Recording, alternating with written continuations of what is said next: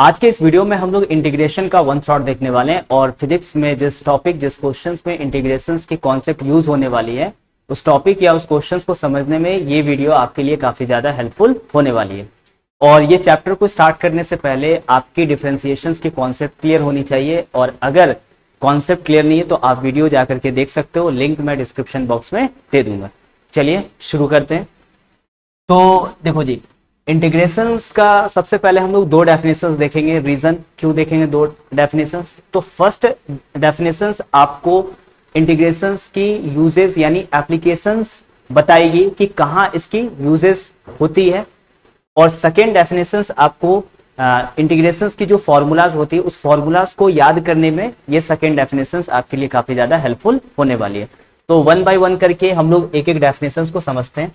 तो देखो first definitions यहाँ पे क्या बोल रहा है, the process of adding up a large number of infinite symbol elements of a quantity is called integrations. मतलब क्या है, इंटीग्रेशंस क्या कर रहा है, छोटे छोटे एलिमेंट्स को ऐड करके एक बड़ा सा एलिमेंट का फॉर्मेशन कर रहा है। और यहाँ पे एलिमेंट्स कितना छोटा है, तो इनफाइनाइट सिंबल बोल रहा है। मतलब क्या है कि ये वर्ड जो है वो क्लोजेस्ट टू या तो कह सकते हो टेंड्स टू जीरो को ये रिप्रेजेंट कर रहा है। मतलब वो लेंथ या वो एरिया जिसकी वैल्यू क्लोजेस्ट टू जीरो है, वो सारे एलिमेंट्स को ऐड करके एक बड़ा सा एलिमेंट यानी कि एक बड़ा सा लेंथ या बड़ा सा एरिया या बड़ा सा वॉल्यूम को ये क्या कर रहा है, रिप्रेजेंट कर रहा है। ठीक है, चलिए एक एग्जांपल के बेसिस पे समझते हैं। जैसे मान लेते हैं कोई हमारे पास एक लेंथ है, ठीक है, और इस कोई एक लाइन है और इस लाइन का जो टोटल लेंथ है वो क्या है, x है। ठीक है, इस लाइन को ना हमने छोटे छोटे पार्ट में, बहुत सारे पार्ट में ब्रेक कर दिया है। ठीक है,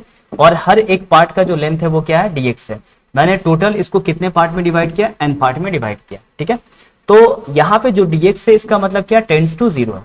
अगर मेरे को x को लिखना है तो हम ऐसे लिख सकते हैं कि dx plus dx plus dx, और यहाँ पे टोटल नंबर ऑफ dx जो है वो कितना है, n।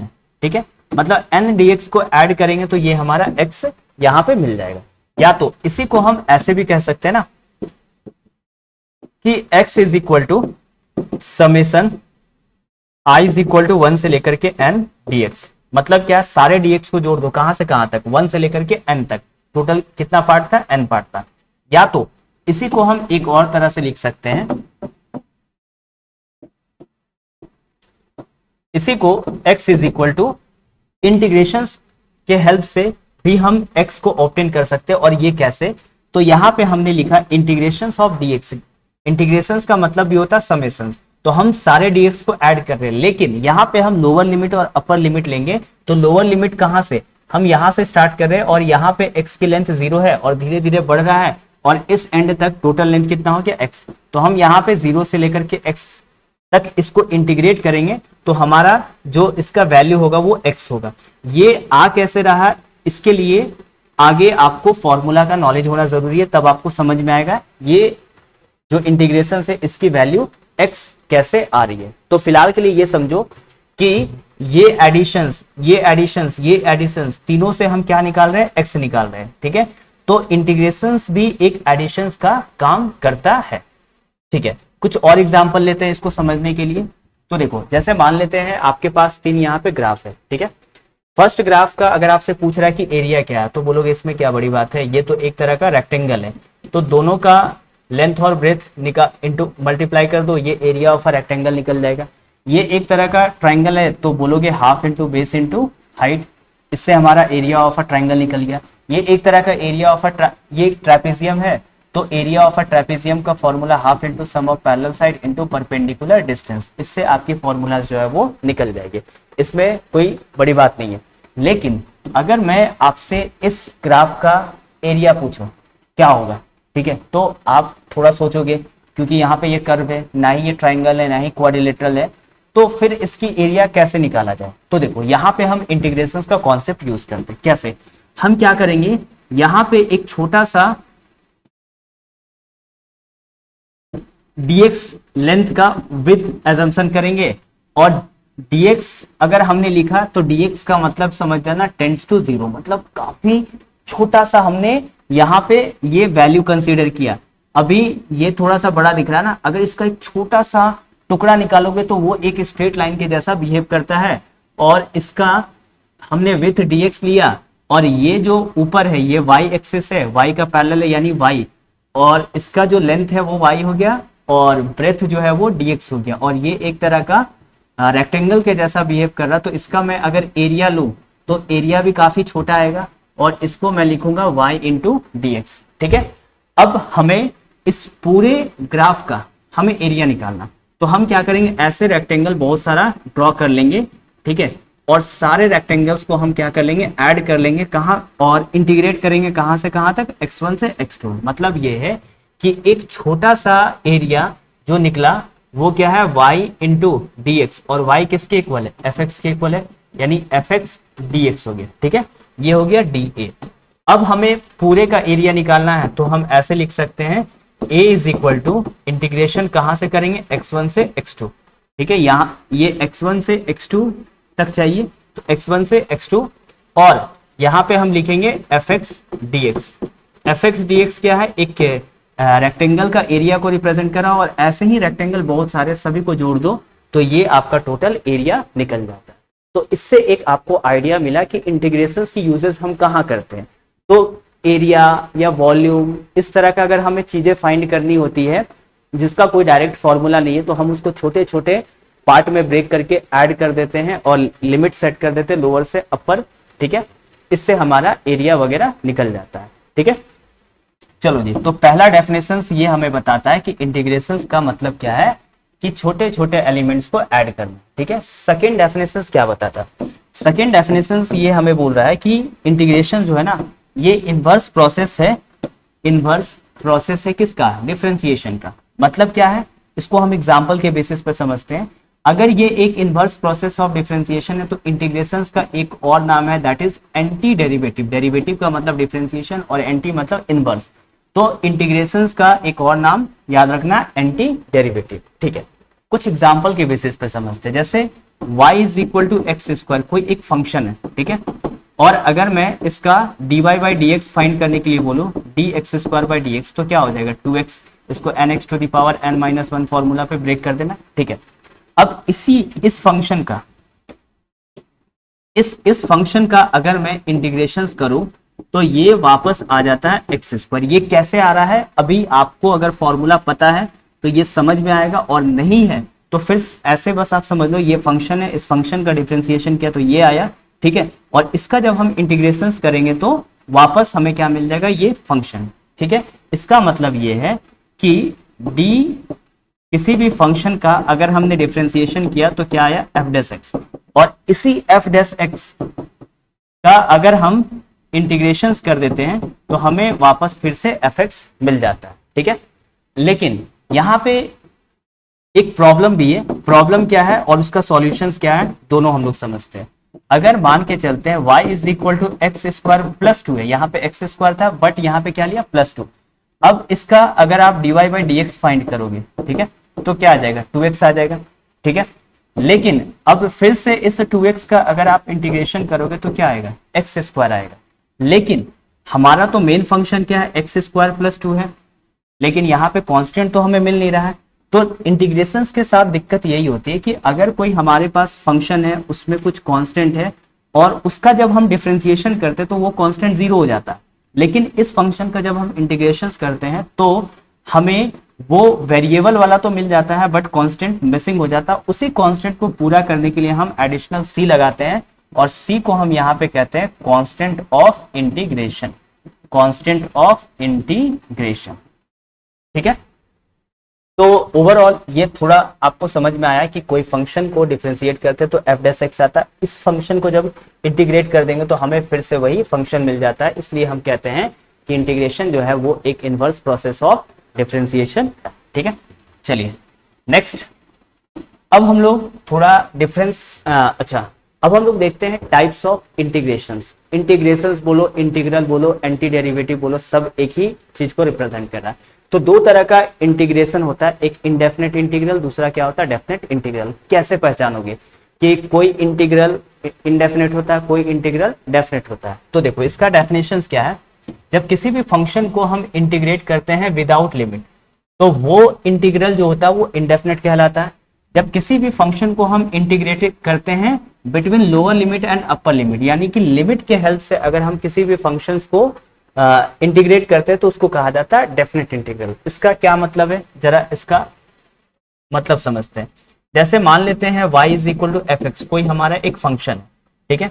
अगर इस फंक्शन का आप डिफ्रेंसिएशन करोगे, इस फंक्शन का अगर आप डिफ्रेंसिएशन करोगे तो क्या आएगा, एफ डैश एक्स, ठीक है। लेकिन इसी एफ डैश एक्स को जब आप इंटीग्रेट करोगे तो हमें वापस फिर से एफ एक्स मिल जाएगा और एडिशनल सी लगाते हैं, क्योंकि इसके साथ अगर कांस्टेंट होगा तो वो कांस्टेंट नहीं मिल पाता है, उसकी कमी को पूरा करने के लिए सी हम लोग यहाँ पे लिखते हैं। तो ये जो एक्सप्रेशन देख रहे हो ना, ये जो एक्सप्रेशन देख रहे हो, इसी एक्सप्रेशंस को हम कहते हैं इनडेफिनेट इंटीग्रल, ठीक है। और इसको हम कहते हैं वैल्यू ऑफ इंटीग्रेशन, सी को कहा जाता है कांस्टेंट ऑफ इंटीग्रेशन। तो आप देखोगे कि यहाँ नीचे और ऊपर कोई नंबर नहीं देखने को मिल रहा, तो ये जो इंटीग्रेट हुआ विदाउट लिमिट। अच्छा, अगर हम डेफिनेट इंटीग्रल की बात करें तो हम इसको ऐसे भी कह सकते हैं कि y इज इक्वल टू, अगर एफ एक्स कोई एक फंक्शन है तो इस फंक्शन का जब हम डिफरेंशिएशन करेंगे तो हमें मिलेगा एफ डैश एक्स, ठीक है। लेकिन इसी एफ डैश एक्स को जब हम फिर से इंटीग्रेट करेंगे, लेकिन यहाँ पे हम लिमिट ले रहे ए से बी, तो ठीक है, एफ डैश एक्स का जब हम इंटीग्रेशन करेंगे तो हमारा जो ओरिजिनल फंक्शन है वो मिल जाएगा, लेकिन हम यहाँ पे इंटीग्रेशन लिमिट सेट कर देंगे ए से बी। तो ये सॉल्व करने का टेक्निक क्या है, b पहले एक बार हम पुट करेंगे इस x के प्लेस पे, फिर माइनस साइन सेट करेंगे, फिर a हम पुट करेंगे और इसको हम सॉल्व कर लेंगे, ठीक है। तो यहाँ पे जो वैल्यू आएगा एक कांस्टेंट वैल्यू आएगा, और इस पूरे एक्सप्रेशन को ही कहा जाता है डेफिनेट इंटीग्रल। और a और b, a को कहा जाता है, a को यहाँ पे कहा जाता है लोअर लिमिट और b को कहा जाता है अपर लिमिट, ठीक है। तो ये थोड़ा डिफरेंस था इनडेफिनेट और डेफिनेट में, ठीक है। चलो जी, एक और पॉइंट्स देखते हैं। देखो, कभी भी हम इनडेफिनेट इंटीग्रल फाइंड करते हैं ना, तो इससे हमें क्या मिलता है, इससे हमें एरिया या तो वॉल्यूम का एक्सप्रेशन मिलता है। एक्सप्रेशन मींस क्या है, इक्वेशंस मिलता है। इसका एग्जैक्ट एरिया या वॉल्यूम का कांस्टेंट वैल्यू नहीं मिलता, एग्जैक्ट वैल्यू नहीं मिलता, एक इक्वेशंस मिलता है, ठीक है। लेकिन यही डेफिनेट इंटीग्रल के बेसिस पे अगर हम एरिया फाइंड करें या वॉल्यूम फाइंड करें तो इसका हमें एक कांस्टेंट वैल्यू मिलता है, ठीक है। जैसे मान लेते हैं ये कर्व है, इसका एरिया फाइंड करना है, तो हम लोअर लिमिट और अपर लिमिट के को सेट करके कभी भी अगर हम इसको सॉल्व करेंगे तो हमें वो एक कांस्टेंट वैल्यू मिलता है, ठीक है। तो इसका कोई एक यूनिक वैल्यू होता है, इसका कोई यूनिक वैल्यू नहीं होता है, ठीक है। चलो जी, अब हम लोग कुछ फॉर्मूलाज समझते हैं। इंटीग्रेशंस की कुछ फॉर्मूलाज होती है, उसका पैटर्न क्या होता है याद करने का, वो हम लोग समझते हैं। तो देखो, कोई अगर फंक्शन है, इस फंक्शन को डिफरेंशिएट करोगे एफ डैश एक्स आएगा। अब इसी फंक्शंस को जब आप इंटीग्रेट करोगे तो फिर से हमें ओरिजिनल फंक्शंस आ जाएगा, ठीक है। तो एक फंक्शन हमने अजम्पशन किया, y is equal to x to the power n plus 1 by n plus 1, एक फंक्शन, ठीक है। इस फंक्शन का हमें डिफरेंशिएशन करना है, यानी x to the power n plus 1 और बाई क्या है n प्लस 1। अगर इसका मैं डिफरेंशिएशन करूं तो सॉल्व करने के बाद ये x to the power n आएगा। कैसे आएगा मैं समझा दे रहा हूं। x to the power n का जो डिफरेंशिएशन होता है, ठीक है, अगर आपको याद हो तो n x to the power n minus 1 होगा। तो ये फॉर्मूला पे सेट करेंगे, ये कांस्टेंट है, ये बाहर आ जाएगा, ठीक है। ये पूरा n के जैसा काम कर रहा है तो n प्लस 1 हो जाएगा। x to the power n minus 1 है तो n प्लस 1 माइनस 1, ये और ये कैंसिल हो जाएगा, ये और ये कैंसिल हो जाएगा, और कैंसिल होने के बाद क्या बचेगा, x to the power n, ठीक है। तो हुआ क्या यहाँ पे कि ये अगर फंक्शन है तो इसका डिफरेंशिएशन करेंगे तो x to the power n आएगा, ठीक है। नाउ इस फंक्शन का जब इंटीग्रेट करते तो हमारे पास ओरिजिनल फंक्शन आता है। तो integration of x to the power n dx is equal to हो जाएगा x to the power n plus 1 divided by n plus 1, और प्लस हम लोग क्या लिखेंगे यहाँ पे, c लिखेंगे। तो पहला फॉर्मूला ये है, ठीक है। अब देखो होता क्या है कि इंटीग्रेशंस में टोटल ऐसे मैथ्स की अगर बात करें तो 23 फॉर्मूलाज होते हैं, ठीक है। लेकिन फिजिक्स में इस वीडियो में बेसिकली हम लोग 10 फॉर्मूला को कवर करेंगे, 10 में 6 फॉर्मूला जो होते हैं फिजिक्स में यूज होते हैं और 4 फॉर्मूलाज एडिशनल देखेंगे ताकि थोड़ी आपकी बेस जो है वो स्ट्रांग हो सके। ठीक है, तो हमारा टारगेट क्या है कि इसमें हम सिर्फ 10 ही फॉर्मूलाज को कवर करेंगे, क्योंकि हम फिजिक्स के क्वेश्चंस को सॉल्व करें तो इसमें हमें सारे फॉर्मूलाज को पढ़ने की जरूरत नहीं है। ठीक है, चलो जी, अब हम लोग क्या करते हैं, कुछ एग्जाम्पल के बेसिस पे समझते हैं। अगर आपसे पूछ रहा है एक्स स्क्वायर, ठीक है, कोई एक फंक्शन है और इसको इंटीग्रेट करना है, तो हमें पता है x to the power n, n कुछ भी हो सकता है यहाँ पे, फ्रैक्शन माइनस, ठीक है, कोई भी यहाँ पे आपको रियल नंबर देखने को मिल सकता है एन, ठीक है, मतलब रैशनल नंबर ही होगा। ठीक है, चलो जी, एक्स स्क्वायर डी एक्स का तो हम लिख सकते हैं x to the power 2+1 by 2+1 plus C हो जाएगा, यानी ये हो जाएगा x to the power 3 by 3 plus C हो जाएगा। ठीक है, नेक्स्ट, अगर इंटीग्रेशन ऑफ 1 का अगर आपसे पूछ रहा है इंटीग्रेशन क्या होगा, तो आपको ये पता होना चाहिए कि अगर हम dx बाई dx अगर करें तो ये क्या होता है, 1 होता है। तो अगर हम यहाँ पे फंक्शन x है तो इसका डिफरेंशिएशन 1 होगा, तो इसका इंटीग्रेशन क्या हो जाएगा, x होगा। आप इसको ऐसे भी समझ सकते हो, 1 को क्या लिखोगे, x to the power 0 dx, और x टू द पावर 0 को क्या लिखोगे, 0+1 बाई 0+1 प्लस c, यानी ये हो जाएगा x प्लस सी। ठीक है, अच्छा, 1 का इंटीग्रेशन क्या मिला, x। अगर कोई आपसे पूछे कि 5 का इंटीग्रेशन क्या होगा, कोई नहीं, 5 को बाहर निकाल लो, क्या बचेगा 1, और 1 का आप इंटीग्रेशन जानते हो x, यानी ओवरऑल क्या हो जाएगा 5x प्लस सी। यहाँ पे कोई भी कांस्टेंट हो, 10 हो, तो 10 को बाहर निकालो, 1 बचेगा, 1 का डिफरेंशिएशन हमें पता है x से, यानी कि 10x प्लस सी हो जाएगा। ठीक है, अगर 10 है तो 10x प्लस सी हो जाएगा। ठीक है, तो ओवरऑल आई थिंक पहला फॉर्मूला क्लियर है, x to the power n का x to the power n plus 1 by n plus 1। ठीक है, कुछ फॉर्मूलाज और हम लोग देख लेते हैं। तो देखो जी, इधर जो भी फॉर्मूलाज होगा डिफरेंशिएशन का होगा, इधर जो भी फॉर्मूलाज होगा इंटीग्रेशन का होगा। सेकेंड, अगर आपसे e to the power x का डिफरेंशिएशन पूछ रहा है तो e to the power x है, ये हमारा ओरिजिनल फंक्शन है, ये हमारा डिफरेंशिएशन है। इसका अगर आप इंटीग्रेशन करोगे, इसका इंटीग्रेशन करोगे e to the power x का, तो again e to the power x आएगा और प्लस क्या लगा लेना, c लगा। ठीक है, थर्ड, अगर आपसे साइन x का डिफरेंशिएशन पूछ रहा है तो क्या होता है, cos x होता है। तो अगर cos x का इंटीग्रेशन पूछा जाए तो क्या मिल जाएगा हमें, sin x और प्लस क्या लगा देना, c। ठीक है, अगर cos x का डिफरेंशिएशन पूछे तो माइनस sin x होता है, तो माइनस इधर मैं शिफ्ट कर ले रहा हूं। ठीक है, तो उसी तरह से अगर आपसे साइन x का इंटीग्रेशन पूछे तो क्या होगा, माइनस cos x प्लस सी। ठीक है, नेक्स्ट, अगर आपसे tan x का डिफरेंशिएशन पूछ रहा हो तो इसका फॉर्मूला क्या होता है, sec स्क्वायर x। तो अगर sec स्क्वायर x का इंटीग्रेशन पूछे तो क्या हो जाएगा, tan x प्लस सी। ये 5 हो गया। एक और फॉर्मूला जो मोस्ट इंपॉर्टेंट है फिजिक्स के लिए, log बेस ex या ln x का डिफरेंशिएशन होता है 1/x। तो ठीक है, इंटीग्रेशन ऑफ 1/x क्या हो जाएगा, ये हो जाएगा log बेस ex और प्लस क्या हो जाएगा, c हो जाएगा। तो ये 6 फॉर्मूलाज जो है फिजिक्स के लिए काफी ज्यादा इंपॉर्टेंट है। 2-4 फॉर्मूलाज और हम लोग देख लेते हैं जो ठीक है ऐसे ही नॉलेज पॉइंट ऑफ व्यू से। ठीक है, अगला 7th, ठीक है, अगर डिफरेंशिएशन ऑफ cot x अगर आपसे पूछ रहा है तो क्या होता है, माइनस cosec स्क्वायर x। तो माइनस को इधर शिफ्ट कर ले रहे हैं, माइनस को इधर शिफ्ट कर ले रहे हैं, तो अगर integration of cosec square x dx पूछ रहा हो तो आंसर क्या हो जाएगा, minus cot x plus c हो जाएगा। ठीक है, 8, अगला sec x का अगर आपसे डिफरेंशिएशन पूछ रहा है तो क्या होता है, sec x into ten x. उसी तरह से अगर integration of sec x into ten x पूछ रहा है तो क्या हो जाएगा, sec x प्लस क्या हो जाएगा, c। नेक्स्ट, अगर डिफरेंशिएशन ऑफ cosec x पूछा जाए तो minus cosec x into cot x होता है, तो माइनस को इधर शिफ्ट कर ले रहे हैं।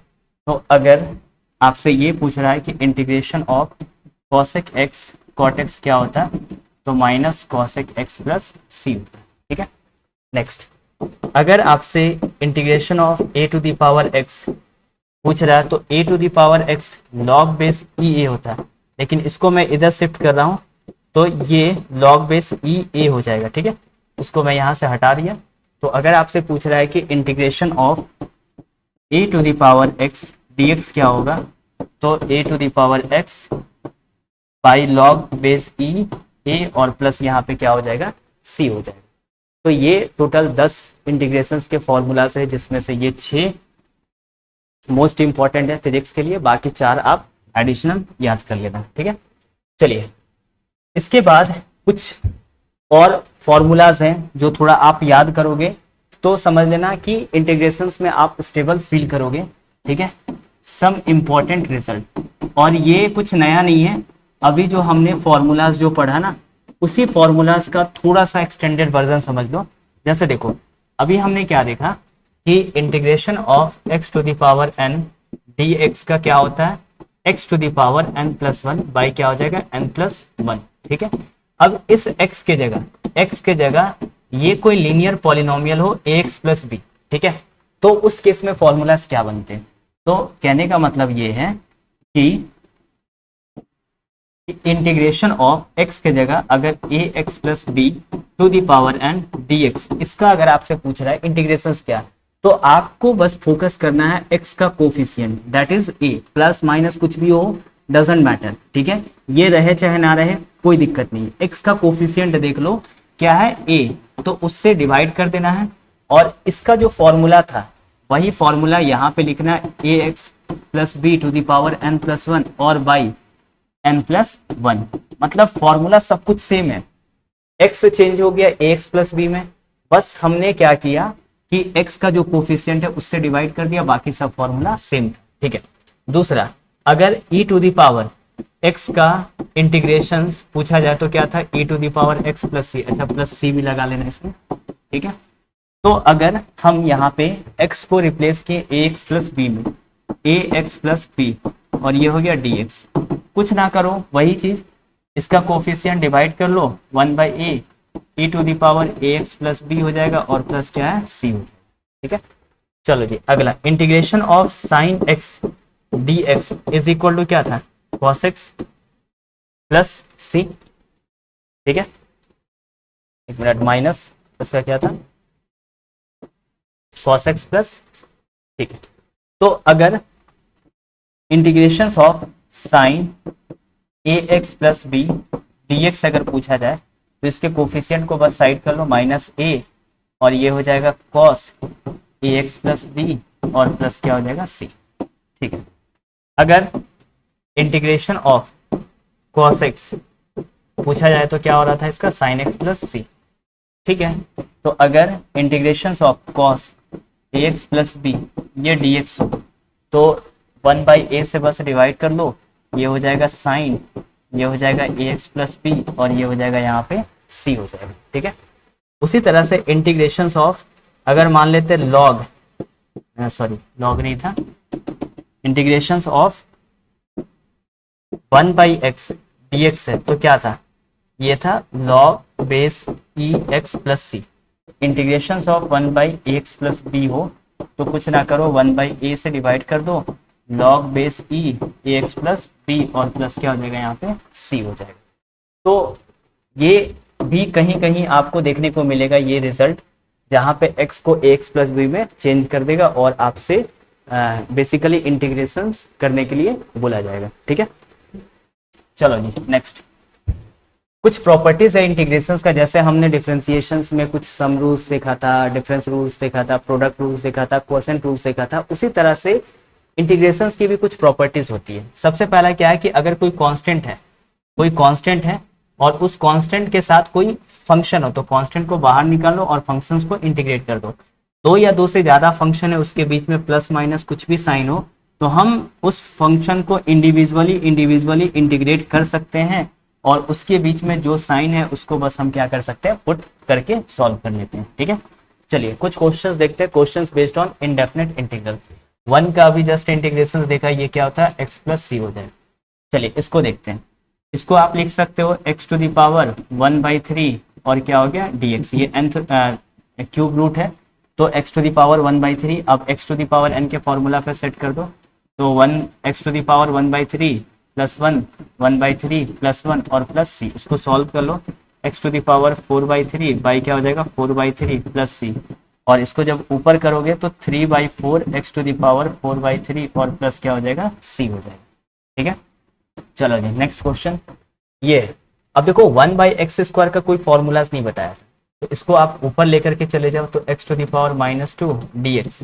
अब लिख लो x to the power -2 plus 1 -2 plus 1 और प्लस क्या हो गया c, यानी x to the power -1 by -1 plus c, यानी -1/x प्लस ये हो जाएगा c।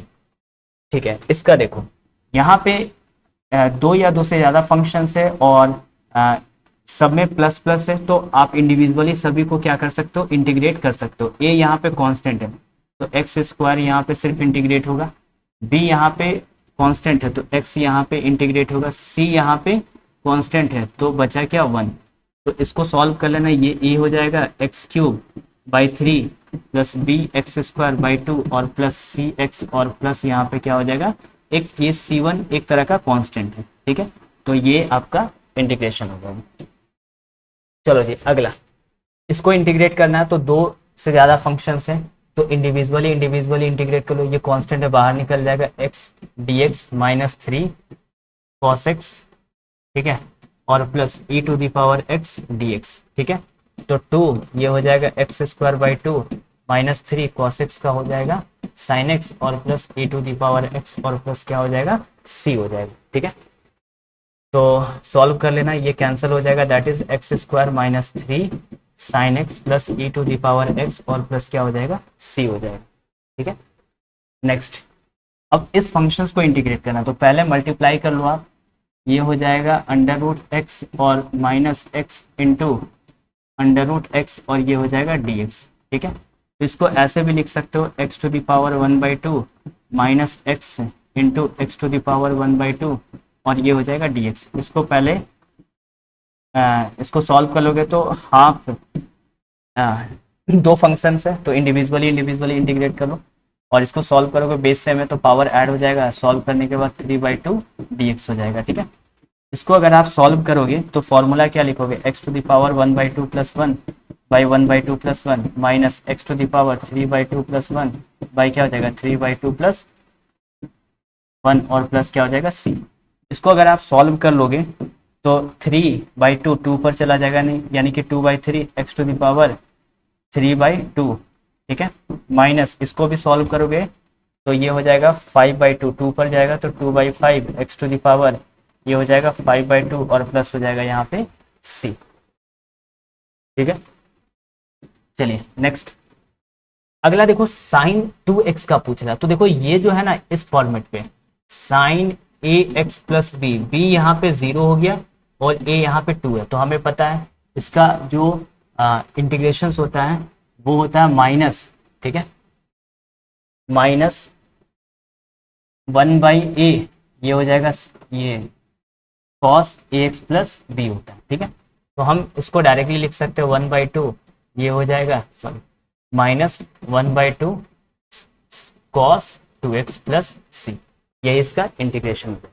उसी तरह से cos 2x का ये इसी फॉर्मेट पे, तो इसका आंसर हो जाएगा 1/2 sin 2x प्लस क्या हो जाएगा c। ये भी ax प्लस b के फॉर्मेट पे है, b यहाँ पे 0 है, a यहाँ पे 2 है, तो 2 से क्या हो जाएगा डिवाइड हो जाएगा और cos का इंटीग्रेशन साइन होता है। ठीक है, चलो जी नेक्स्ट अगला ये देखो, इस फंक्शंस को हमें इंटीग्रेट करना, तो पहले आप इंडिविजुअली लिख लो।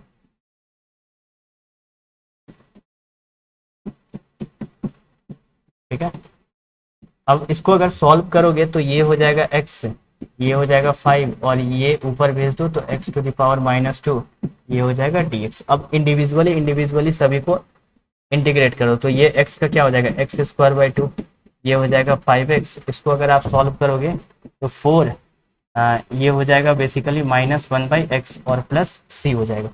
तो सॉल्व कर लेना, that is x²/2 plus 5x और प्लस 4/x और प्लस यहाँ पे हो जाएगा c। चलो जी इसका जरा इंटीग्रेशन देखते हैं। तो देखो यहाँ पे प्रोडक्ट, दोनों फंक्शंस प्रोडक्ट में है और हमने इंटीग्रेशंस में कोई प्रोडक्ट रूल नहीं देखा था जैसे हमने डिफरेंशिएशन में देखा था। तो पहले क्या करेंगे, इसको दोनों के साथ मल्टीप्लाई कर दो, तो ये हो जाएगा सेक स्क्वायर एक्स और ये हो जाएगा सेक एक्स इंटू 10x और ये हो जाएगा dx। अब इंडिविजुअली इंटीग्रेट कर लो, सेक स्क्वायर एक्स का क्या होता है 10x और सेक एक्स 10x का क्या होता है सेक एक्स और प्लस क्या हो जाएगा c।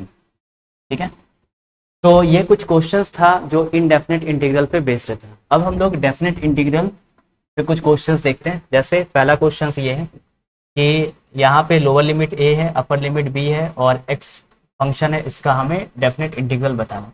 तो ठीक है, x का क्या हो जाएगा, जो हम लोग फॉर्मूला देखते थे x⁴n+1/n+1, तो ये हो जाएगा और इस पूरे का क्या हो जाएगा b और a। ठीक है, आप इसमें पुट कर लो, एक बार b पुट कर लो, दैट इज b²/2, या तो आप यहाँ से कांस्टेंट पहले बाहर निकालो, कांस्टेंट बाहर निकालोगे 1/2 बाहर निकल जाएगा x² और b a, तो हो जाएगा b², b पहले पुट करना फिर a पुट करना a² और /2। ये आपका फाइनल डेफिनेट इंटीग्रल का वैल्यू, यहाँ पे कोई c नहीं आता। ठीक है, चलो जी अगला देखो, x² का क्या हो जाएगा इंटीग्रेशन, तो x³ बाई क्या हो जाएगा 3 और अपर लिमिट 3, लोअर लिमिट क्या है 2, 1/3 कॉमन निकालो, x³ यानी क्या हो जाएगा 3 का क्यूब माइनस 2 का क्यूब, तो सॉल्व कर लो, तो ये हो जाएगा 27 और माइनस क्या हो जाएगा 8, यानी इसको सॉल्व करने के बाद 19/3 आ जाएगा। ठीक है, नेक्स्ट क्वेश्चन अगला है साइन एक्स का और लिमिट 0 से लेकर के π/2, π/2 का मतलब क्या हो गया 90 डिग्री, तो साइन एक्स का हो जाएगा माइनस कॉस एक्स। ठीक है, और इसका अगर आप इंटीग्रेशन करोगे 0 से लेकर के π/2, तो माइनस कॉस π/2 माइनस और माइनस कॉस 0। ठीक है, तो ये तो कॉस π/2 90, ये तो 0 हो गया, माइनस माइनस प्लस कॉस 0 का वैल्यू 1, यानी आंसर कितना हो जाएगा 1 हो जाएगा। नेक्स्ट देखो, ये इंटीग्रेशन हो रहा है r के रिस्पेक्ट में। ठीक है, और 1/r यानी इसका जो इंटीग्रेशन होगा वो log r हो जाएगा और ये हो जाएगा a b, इसको सेट करोगे log b माइनस क्या हो जाएगा log a, और log m-n का फॉर्मूला क्या होता है log m/n, यानी कि log b/a, तो ये इसका फाइनल आंसर हो जाएगा। ठीक है, चलो जी नेक्स्ट, अब जैसे इसका हमें इंटीग्रेशन करना है, तो x का इंटीग्रेशन क्या हो जाएगा x²/2, 1 का इंटीग्रेशन x और इस पूरे का अपर लिमिट 5 लोअर लिमिट 0 होगा, पहले आप 5 पुट करो यानी कि 5 का स्क्वायर/2 प्लस क्या हो जाएगा 5 माइनस, अब 0 पुट करो 0 का स्क्वायर/2 प्लस क्या हो जाएगा 0। ठीक है, ये सॉल्व कर लो 25/2 और प्लस क्या हो गया 5, सॉल्व करोगे तो ये हो जाएगा 35 और /2, मतलब एलसीएम लेकर के सॉल्व कर लेना, ये आपका आंसर आ जाएगा। उसी तरह से इसको आप ट्राई कर लेना, इसका अगर इंटीग्रेशन करोगे तो x³/3 माइनस x² क्या हो जाएगा 2, और इस पूरे का इंटीग्रेशन अपर लिमिट क्या हो जाएगा 4 और 1, तो सेट कर लेना 4 का क्यूब बाई 3 माइनस 4 का स्क्वायर बाई 2। ठीक है, माइनस 1 का क्यूब बाई 3 माइनस 1 का स्क्वायर बाई क्या हो जाएगा 2, इसको सॉल्व कर लेना, जो भी होगा वो आपका फाइनल आंसर हो जाएगा। ठीक है, चलिए ठीक है, अब कुछ हम लोग क्वेश्चन से वो क्वेश्चंस देखते हैं जो फिजिक्स में इंटीग्रेशंस का यूजेस होता है। तो 2-3 हम लोग क्वेश्चंस देखते हैं कि फिजिक्स में किस तरह का क्वेश्चंस यूज होता है जो इंटीग्रेशंस पे बेस्ड होता है। तो देखो पहला क्वेश्चंस बोला गया, the momentum p of a particle changes with time t। ठीक है, according to the relations dp/dt is equal to 10 + 2t, मतलब ये आपने न्यूटन्स का सेकेंड लॉ क्लास 9th में भी पढ़ा था। ठीक है, तो खैर ये अभी आप समझ सकते हो, dp/dt is equal to 10 + 2t है। अगर momentum, if the momentum is 0 at t is equal to 0 second, what will be the momentum at t is equal to 10 second. ठीक है, मतलब आपसे फाइंड करने के लिए बोला जा रहा है कि टाइम t अगर 10 सेकेंड है तो उस केस में मोमेंटम की वैल्यू क्या होगी। तो देखो गिवन क्या है dp/dt which is equal to 10 + 2t। ठीक है, अगर आप देख रहे हो d के साथ p, मतलब एक इंटीग्रेशन p के रिस्पेक्ट में होगा, एक इंटीग्रेशन t के रिस्पेक्ट में होगा। तो देखो इधर साइड t दिख रहा है तो इसको उधर शिफ्ट कर लो, तो शिफ्ट करने के बाद dp is equal to 10 plus क्या हो गया 2t और ये हो गया dt। अब हम लोग दोनों तरफ इंटीग्रेशंस का साइन लेंगे, साइन ले लिया, नीचे लोअर लिमिट होता है, ऊपर अपर लिमिट होता है, तो लोअर मतलब कम वैल्यू। बोला गया है जब टाइम 0 सेकेंड था तो मोमेंटम भी क्या था, 0 था, ठीक है। इधर टाइम इधर मोमेंटम को रिप्रेजेंट करा। अब पूछा जा रहा है कि अगर टाइम 10 सेकेंड है तो मोमेंटम क्या होगा, ये आपसे फाइंड करने के लिए बोल रहा है। तो ठीक है, यहाँ पे कुछ नहीं है, मतलब 1 है तो 1 का इंटीग्रेशन, अगर यहाँ x होता तो x था, यहाँ p है तो यहाँ पे p हो जाएगा, यानी ये हो जाएगा p, और इसका लोअर लिमिट 0 से p। इसको अगर आप सॉल्व करोगे तो ये आ जाएगा 10t और प्लस क्या हो जाएगा 2t स्क्वायर बाई 2, और ये सॉल्व कर लेना 0 से लेकर के 10, ये कैंसिल हो जाएगा, यानी कि tan t प्लस क्या हो जाएगा t स्क्वायर 0 से लेकर के 10, ठीक है। अब इसको जरा आप सॉल्व कर लो, एक बार 10 पुट करो, 10 इंटू 10 प्लस क्या हो गया 10 स्क्वायर माइनस, अब इसमें 0 पुट कर लो, 10 इंटू 0 और प्लस 0 का स्क्वायर, इधर तो खत्म हो गया। इसको अगर आप सॉल्व करोगे तो ये 100 और प्लस 100 मतलब कि 200, और इधर ये p माइनस 0 मतलब ओवरऑल p आ जाएगा, और क्योंकि मोमेंटम है तो मोमेंटम का जनरली यूनिट होता है kg मीटर पर सेकेंड, ठीक है। चलो जी नेक्स्ट है, इसको इवेल्युएट करने के लिए बोला गया है, और यहाँ पे dt है, मतलब जो भी इंटीग्रेशन होगा t के रिस्पेक्ट में होगा, और यहाँ पे a और ओमेगा क्या है, कांस्टेंट है, ठीक है। चलिए इसको ट्राई करते हैं। तो 0 से लेकर के t a sine omega t और ये dt है, ठीक है। a क्या है, कांस्टेंट है, तो कांस्टेंट है तो बाहर निकल जाएगा। अब देखो साइन का इंटीग्रेशन कॉस होता है, लेकिन यहाँ पे ये जो है ना ए एक्स प्लस बी के फॉर्मेट पे है, a यहाँ पे ओमेगा है, x यहाँ पे t है, b 0 है, तो x का जो कोफिशिएंट होता है वो डिवाइड हो जाता है। साइन का इंटीग्रेशन माइनस कॉस होता है, यानी कि माइनस कॉस ओमेगा t, और y क्या हो जाएगा ओमेगा, ठीक है, और यहाँ पे 0 से लेकर के t हो जाएगा। ओमेगा भी कांस्टेंट है, माइनस भी यहाँ से बाहर निकाल लो तो बचा क्या कॉस ओमेगा टी, और इंटीग्रेशन कहाँ से करोगे 0 से लेकर के टी, ठीक है, माइनस ए ओमेगा, एक बार आप टी पुट करोगे तो कॉस ओमेगा टी, और एक बार अगर यहाँ 0 पुट करोगे तो ये पूरा क्या हो जाएगा 0 हो जाएगा, ठीक है। तो इसको फाइनली आप सॉल्व कर लो तो ये हो जाएगा माइनस ए बाई ओमेगा, ठीक है, और कॉस ओमेगा टी को ऐसे ही रहने दो, कॉस 0 की वैल्यू कितनी हो गई 1।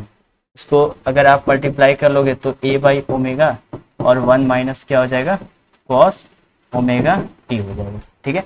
तो फाइनल आंसर आपका ये हो गया। तो इसी तरह का कुछ फिजिक्स में आपके इंटीग्रेशंस की कॉन्सेप्ट यूज होती है। तो आई होप ये चैप्टर्स पूरी तरह से क्लियर हुआ होगा। So thanks for watching this video.